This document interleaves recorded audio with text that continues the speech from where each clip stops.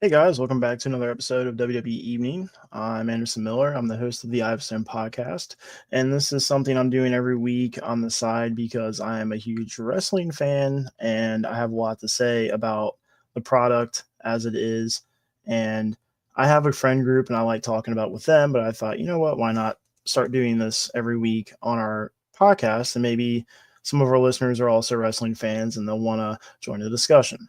So I'm still working some things out, figuring out how I want to do this, when I want to do this. I've been trying to do it on Tuesdays, but this is the second week in a row I've had to do it on a Wednesday.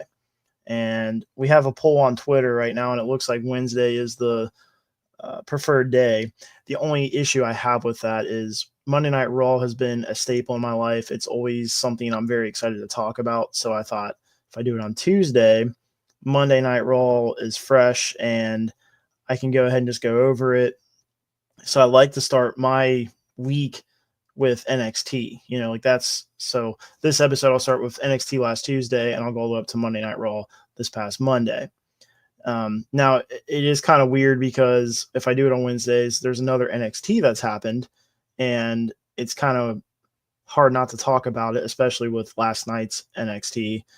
So still figuring it out, so bear with me. But for right now, I'm just going to do last Tuesday's NXT, which was building up to Slammiversary this weekend.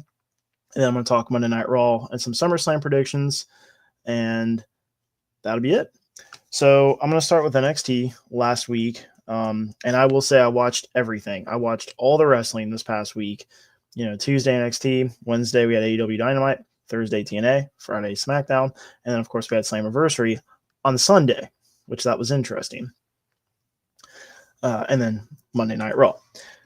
So NXT, I will say NXT and TNA both suffered from having to build up. Well, not only that, there was the aftermath of Backlash, and then they both have the duty of building up to Slammiversary. So I think both lacked with in-ring action, but there was a lot of good content on both shows.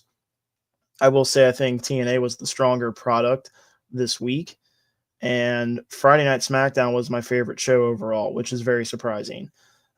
Monday Night Raw was for me, which that sucks. It happens sometimes, but it was just one of those Raws. It's like every once in a while it feels like they just have a small amount of talent backstage, and they're just kind of going through the motions. And I hate Raws like that, but it happens. It is what it is. I do like that, talent is getting easier schedule to work with, so we're not burning out the younger guys or the older guys, and they're able to have lives outside of work and all that. So I'm privy to that, and I'm understanding of that. But as a wrestling fan, I'm just like, I want every Raw to be the biggest, most epic thing ever, So something I've had to get over. So NXT last week, like I said, we're building up to Slammiversary. So we had a match: Mike Santana, Joe Hendry, Trick Williams versus Dark State. Ended in no contest, of course. I really have nothing to say about this other than I don't like Dark State. I'm with the majority of the wrestling community. I don't get Dark State or why they matter. You're just copying something that we already are fully invested in or have been invested in, and this just feels like something we don't need. It's nothing new. It's nothing different. And that's going to lead into a gripe I have later with the LWO. So I have to remember to tackle that. I will say when it comes to that and the story there, an issue I had, especially watching the match at Slammiversary, knowing they're building up this like TNA versus NXT kind of feeling, it didn't make sense to me that Trick Williams would tag with Joe Hendry and Santana just because he has no motivation to be on a team with them. And not only that, it's like, okay, put them all in a match together. It would have been really cool and very Trick Williams if he was acting like he was going to tag, and then when one of them went to tag him in, he just goes like this and drops off the ring and walks away and waving him off. Like, nah, that would have been cool. So I didn't really understand his willingness to be in a tag match with them or to even get involved in the match. I just didn't think that made sense contextually to the story that they're telling. So just a little gripe. But the match was decent. Tony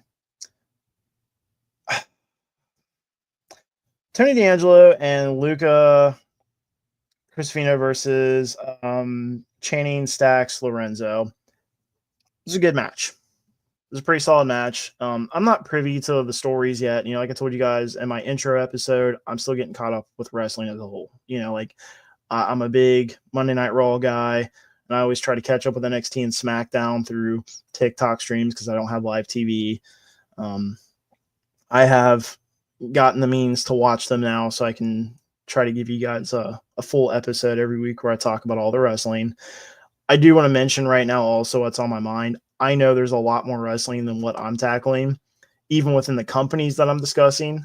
Like AEW has ROH, and it's too much. Like it is already so much just for me to do Monday through Friday. That's a lot. So if there's something you guys are wanting me to tackle or think I should pay more attention to something else versus another, let me know, because I will tell you, I don't know if AEW is going to hold my attention. And we'll get into that. Fatal Influence versus Masha Slamovich, Sol Ruka, and Zari. All I have to say is, obviously, Fatal Influence took the L. I think we all kind of could predict that. It was kind of a predictable match. I will say Jane's Hurricanrana was really clean. She's got a very nice Hurricanrana. I don't know why I wanted to make a note of that, but I guess when I was watching the match, I just thought like, wow, because a lot of people do Hurricanranas. It's kind of just a basic thing. It's about as common as a spear or but anyways, I made a note of that, so I guess I gotta mention it. And also they're pretty much doing it, but Sol Ruka just needs a rocket on her back. Incredible talent. I will say, I mentioned TNA and NXT both kind of suffered like having to build up to Slammiversary, and there wasn't a lot of in-ring action. I do think they did a good job juggling all the storylines and really making me interested in the pay-per-view. And as someone who hadn't watched TNA since 2011, 10, or whenever, it switched to Impact, that's kind of when I fell off. And I haven't gotten a TNA pay-per-view since 2007, maybe. I mean, it's been a long time. It was cool to feel excited for a TNA pay-per-view, as someone who's getting back into the brand and learning about their talent and stories. It was cool. Because with AEW, I definitely had to force myself. So that gets me into AEW Dynamite on Wednesday. Big gripe I've had with AEW, and I mentioned in my intro episode, they rush everything. They don't give the talent that they use all the time a break to let other talent get a spotlight. And this episode was an exemplary example of that. The show opens up with Adam Hangman Page, who just had one of the craziest, bloodiest, goriest bouts with, well, not gory, but he pretty much murdered Jon Moxley. That match was crazy. Not only is he giving a really boring promo, like it was like a chat GBT generated hero speech. It was just boring. I wasn't really into it. You're also going to advertise during his opening promo that he's going to have a match that night with the guy who he just went to war with in a triples tag match. And I'm just like, why? Like, what are we doing? Like, for one, you're no selling that main event. We shouldn't see Jon Moxley on TV for at least a week, if not two. I don't understand that. I don't understand why we're just getting, because almost everyone we saw at AWL in Texas wrestled at AEW Dynamite. It's like no one's getting breaks. It's very frustrating. That's a little bit of an exaggeration, but it just feels that way. It doesn't feel like we get a break and we get to like start new stories or let other talents come into the fold. It's just, it gets shoved in our face and it's just too much, too fast. That's been a gripe with AEW for me for a while. There are some examples of long-term storytelling, but for the most part, it just all feels very, and I don't like that. And, I was really surprised with AWL in Texas, so I was excited to check out the product because it's been a while since I've watched it, episodically.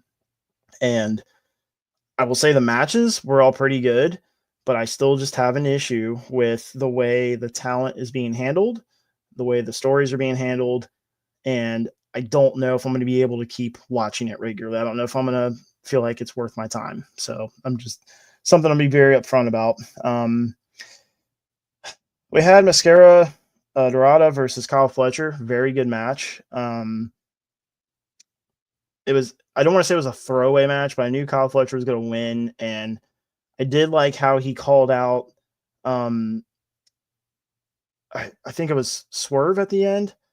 I can't remember, but the way he was laying on the ring and he got in the camera, like he kind of crawled to the camera, he's looking at it, and he just like yells at the camera. He doesn't have a mic. He's not saying anything that the audience can hear, but I thought that was kind of cool. So I wanted to remark on that. Everything with the Young Bucks, I just don't care. The Founding Fathers thing, the stipulation for their tag match was if they lost, they weren't going to be the EVPs anymore. So they really played into that in this episode, and I just think it's dumb. I don't care. Couldn't care less. The $100,000 women's fatal four-way match. So we had Willow Nightingale, Chris Statlander, Queen Emanata, and Thekla. I have to say, it was actually a really good match, and I don't mean that in the way like I was surprised, but Chris Statlander, I mean, I've always thought she was good. She was a standout in this match, and she's somebody that I feel like has never really had like a solid story in AEW. Like it's just always like, let's try this, let's try this, let's try this, let's put you with these guys. I think she's in the wrong company. I think she could be handled better somewhere else, and she could be a bigger star than she is. Might be a hot take, but that's just how I feel. Also, I mentioned in my intro episode, like around the time I quit watching episodically, Nick Wayne was coming into the fold. I was excited for him. It was cool that somebody so young was coming into the company, and he was working with a legend like Christian Cage.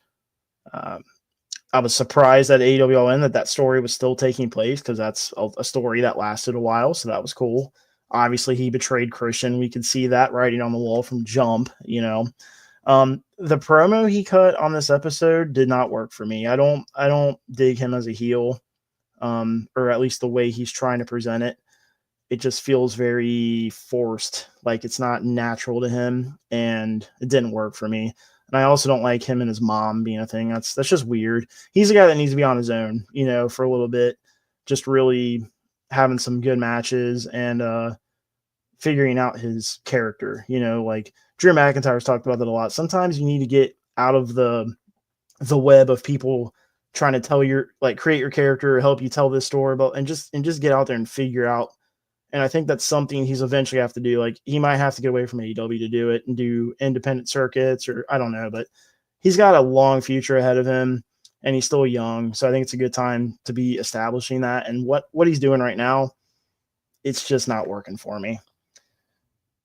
And also, if they try to turn Christian Cage face with this Nick Wayne thing, that's really not going to work for me, because I've never really enjoyed Christian as a baby face, and Nick Wayne as a heel is not working for me. So it's just two things that don't work for me. And if we're going to make them go at each other, it's just going to, I don't know. It won't be for me. The newly crowned unified champion, Okada, which this is interesting. He's got the international title and the continental title, like the intercontinent, so it's weird. He had a throwaway match with Rafael Quintero. That is what it is. Pretty much was like I said, a throwaway match. But he called out Swerve, and Swerve came out. And all I gotta say is Swerve is very over. That, to me, if I think AEW Dynamite, Swerve is the face of AEW Dynamite. So that's pretty much all I gotta say about that.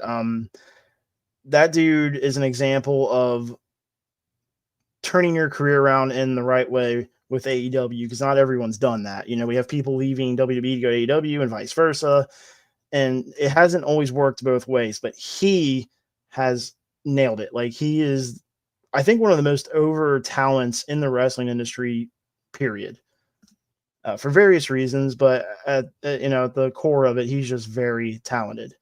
And I hope to one day see him come back to WWE, if I'm going to be honest, because I think now that he's done the kind of Cody Rhodes thing, he could go back there and just be, I don't know, he could be the champ. You know, he could be the face of the company. I really believe that, and especially with the new regime. So, also, I don't like Don Callis. I just gotta mention that. I've never liked him. He doesn't work for me. I'm not sold on his character. He just feels like a cheap ripoff of a lot of different managers that I can think of. I liked him the most with Kenny Omega, but even then, I was just like, yeah, it's not really working for me. And then, of course, the main event that I was just like, really, we got a trios match. So we got AEW World Champion Hangman Adam Page, AEW World Trios Champion Hobbs, and then we have Mark Briscoe. Like, that's the team, which that's fine. I want to get Hobbs away from his current group. I don't know, him and Samoa, just him and Samoa Joe together, just that, like, that right there is a problem for me. Those are both guys that should just be on their own, but that's an example of AEW having too many people, and they just slap the faction button, throw people together, and it's just, that's never worked for me either. I cannot stand that. So it was nice to at least see him away from that faction, but you know, he's still doing the tag team thing, and it's like, yeah. And then, of course, they were against the Death Riders, which is Blackpool Combat Club 2.0. It was overall a good match. I just couldn't help but think the whole time, like, this match shouldn't be happening, or at the very least, Adam Hangman Page and Moxley should not be in the match. It just, like I said, to me, it kind of no-sold the main event they had just that past weekend. You know, it's like that match was just a normal match if they're able to just wrestle the next taping. I don't know. I just don't understand that. And that's the kind of stuff that WWE does not do. At least under, like, they use with Vince McMahon, it used to happen. But it doesn't happen now. And I don't know. There's just a lot of better production decisions when it comes to all that with WWE. And then I will have to remark the ending with Darby Allin up in the rafters, paying homage to Sting. That was cool, but at first it kind of rubbed me the wrong way just because it reminded me of when CM Punk debuted and he was up there.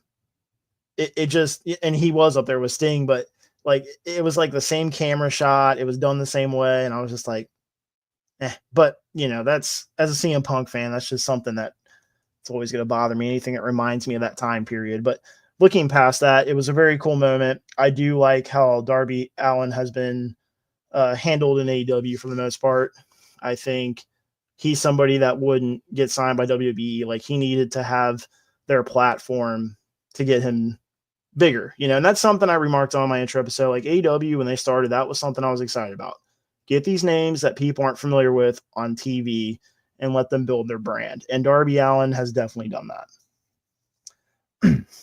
TNA. I enjoyed the show. It was cool to watch. I can't believe it's 2025 and I'm watching TNA and I'm like, this is awesome. But it was good. Matt Cardona versus Jake Painter ended in no contest because Dark State attacked both of them.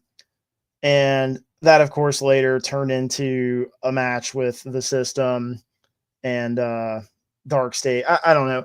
The whole thing to me is just kind of It was even for me at Slammiversary, but it's fine. I will say Matt Cardona is in great shape. I can admire what he's done for himself since WWE let him go.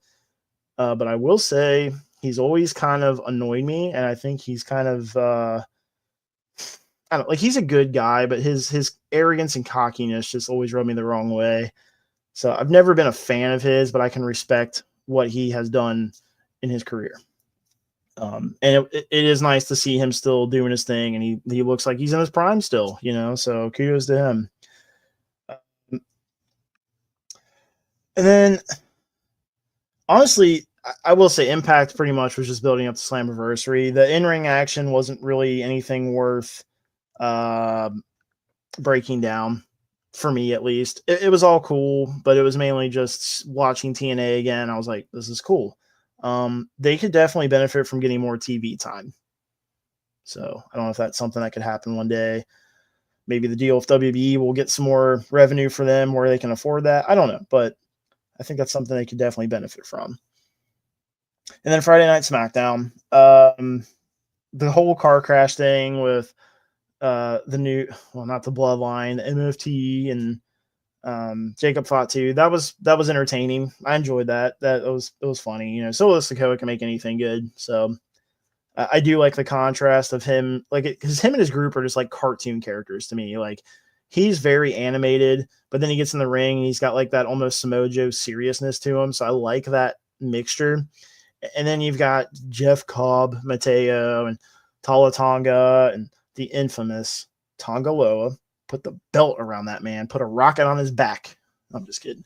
But I did like that he was bleeding from the car wreck. Like, it looked like he was the only one that was bleeding. And I was just like, what was he driving? You know, like, was Tonga, was he driving without a seatbelt and he hit the steering? I don't know. But so that was all entertaining. No gripes there. Charlotte and Alexa Bliss, I'm not here for it. That's not working for me. And I will say the Raquel Rodriguez and Charlotte match was pretty good. I didn't like Alexa Bliss came out and that caused Raquel to lose, you know, the distraction.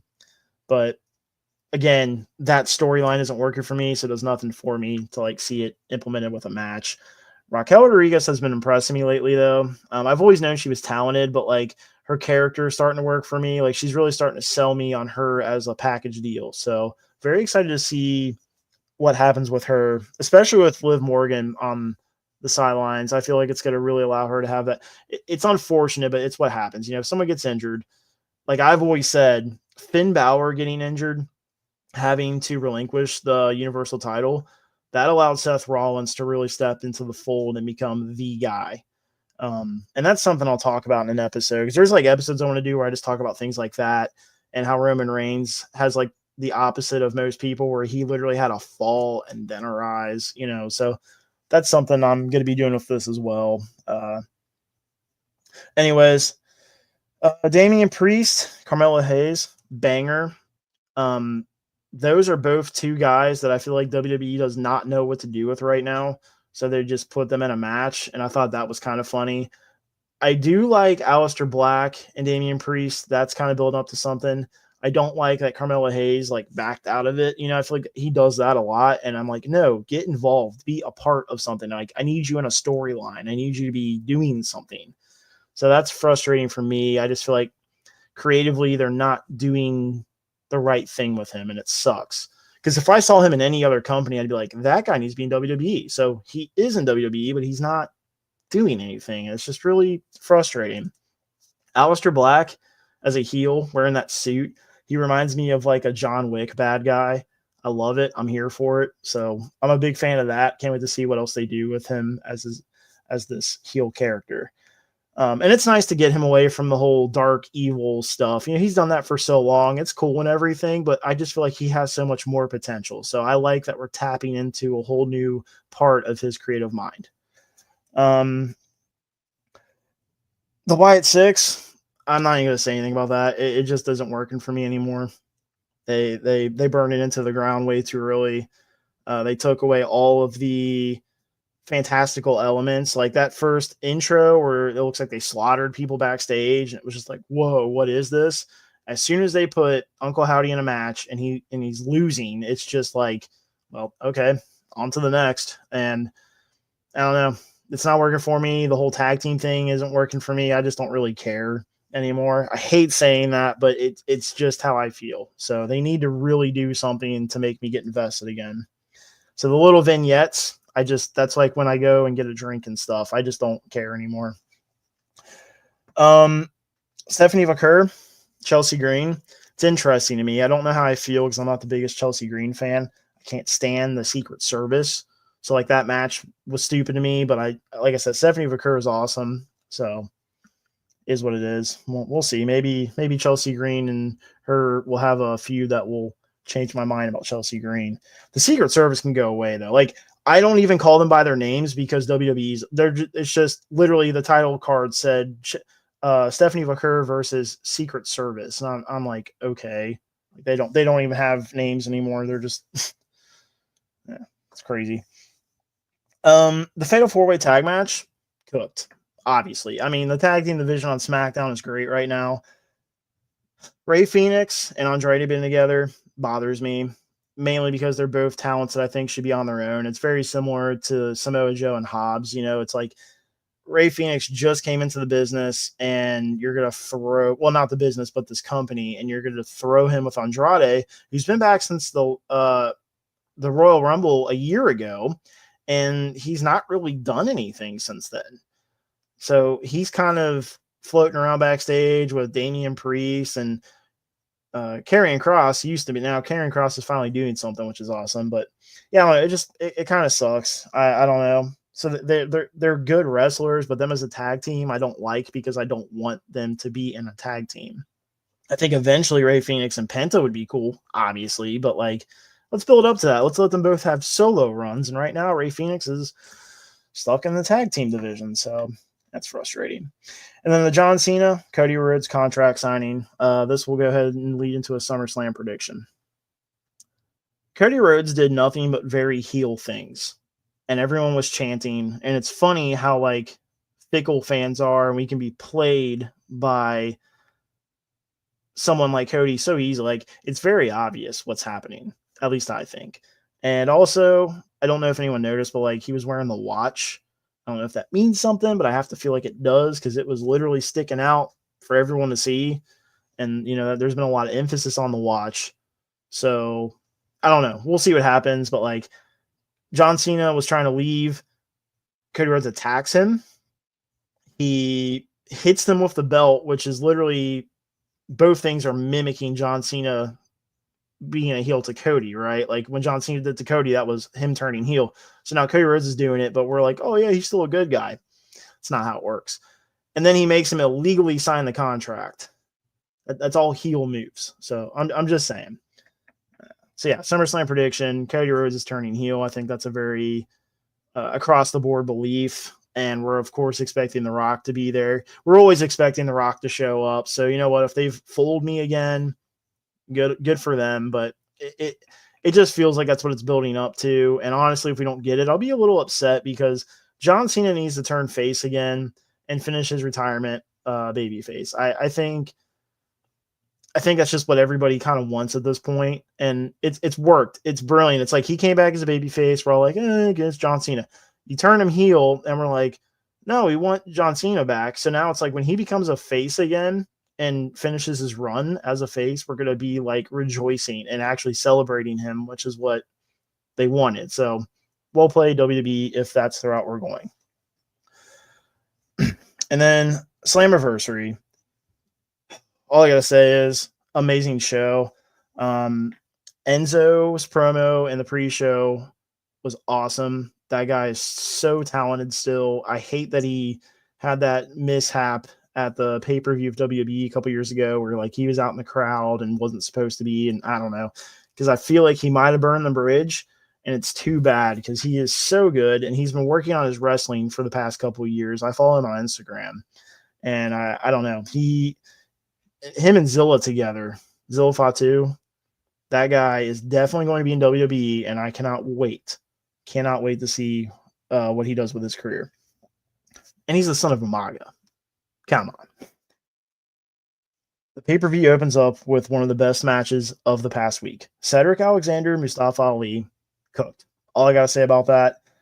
Chelsea Green having the Secret Service and Mustafa Ali having Secret Service, that really bothers me.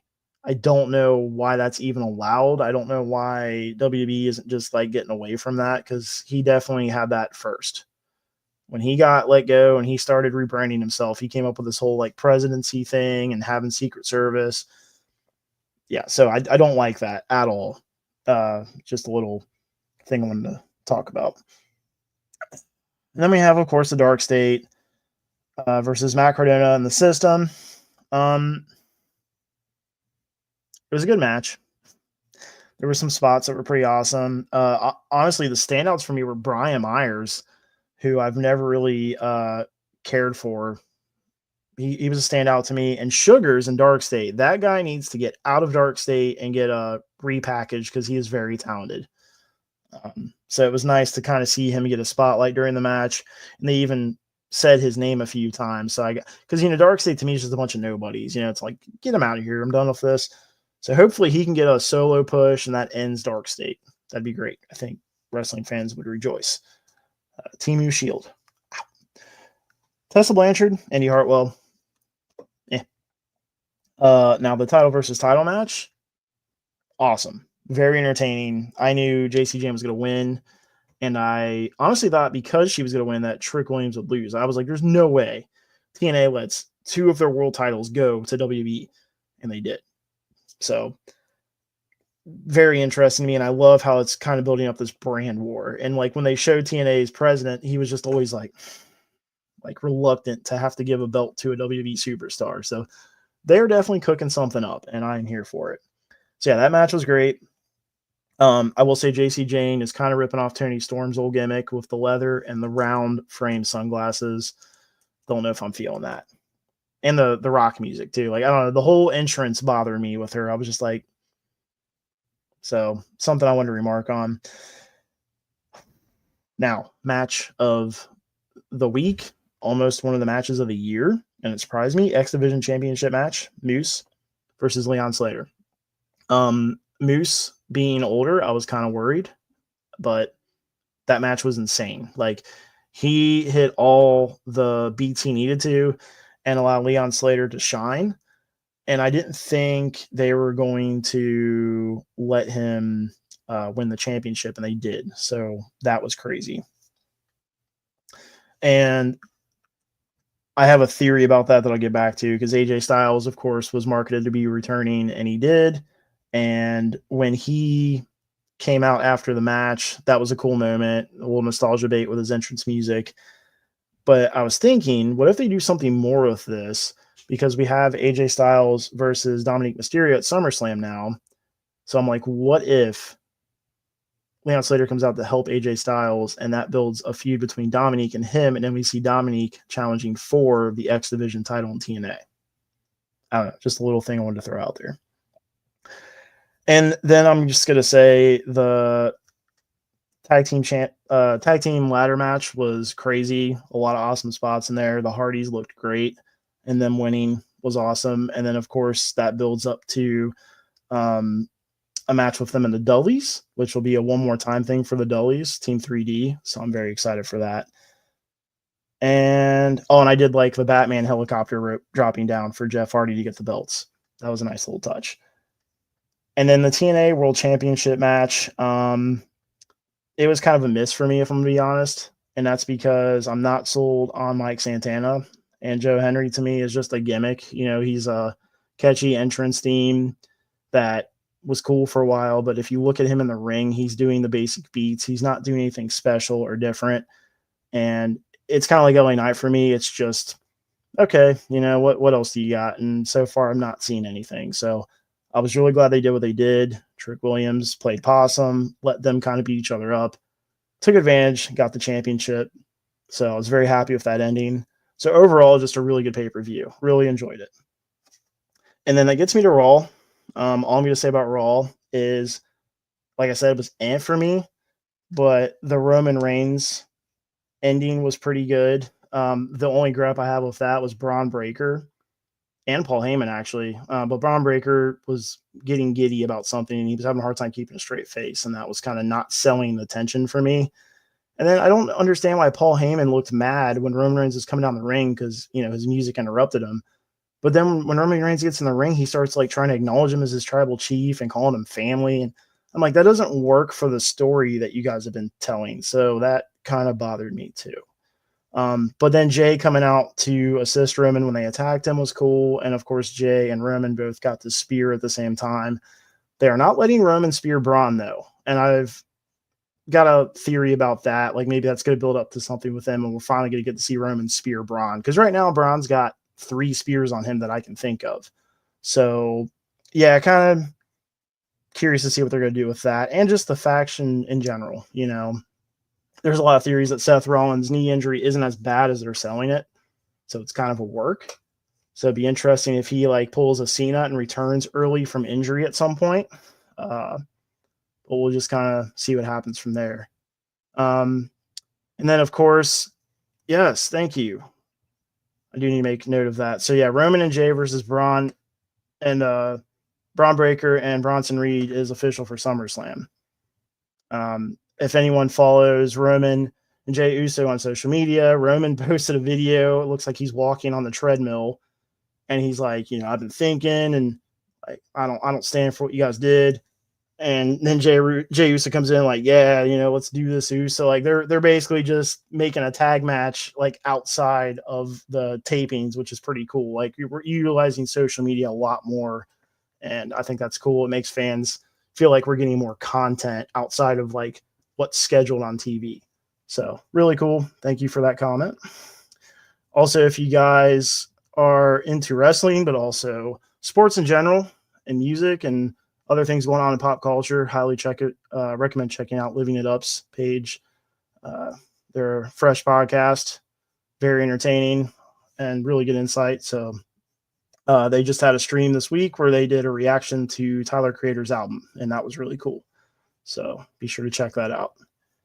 And then I'm going to end with some gripes.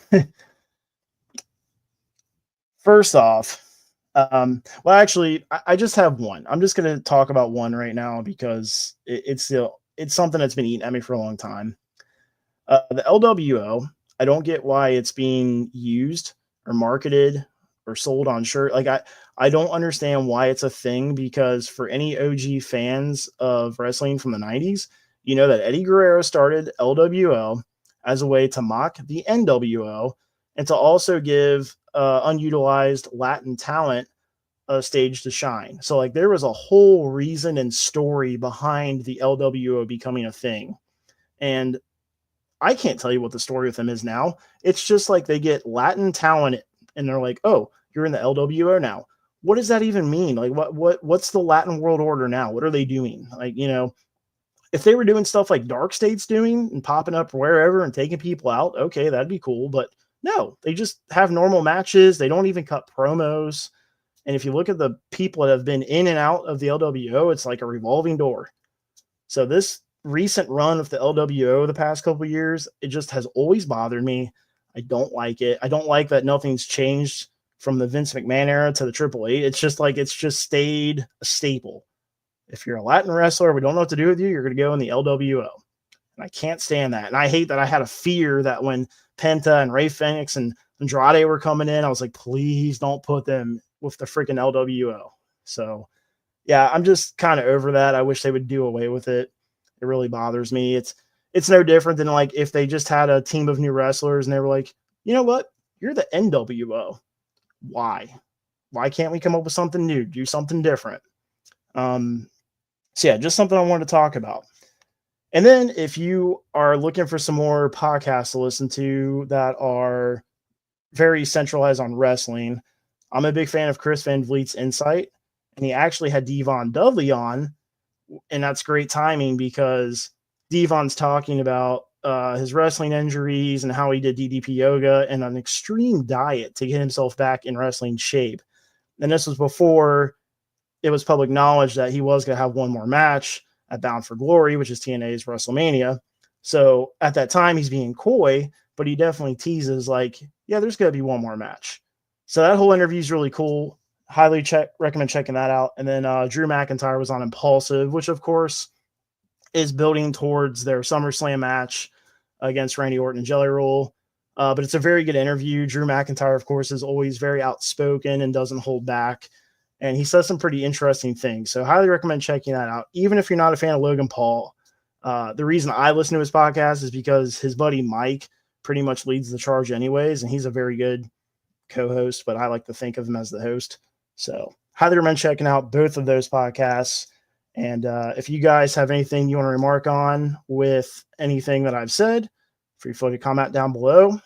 Hit the thumb on hand, whether it's up or down, and subscribe. Appreciate it very much. I think going forward, I will keep doing these on Wednesday. It just seems to be easier. And from the poll we had on Twitter, it had a stronger percentage.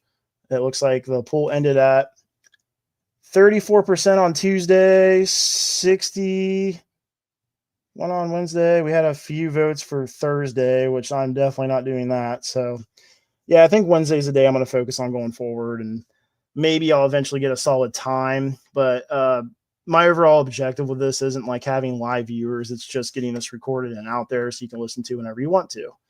So appreciate you guys tuning in, and look forward to talking more wrestling next week. Tune in this Sunday as me and Dimitri will be covering a movie that we're very excited about, Den of Thieves, and we will have some special guests. So we'll see you guys Sunday at noon, and then I'll catch you next week on Wednesday for some more WWE Evening. Peace.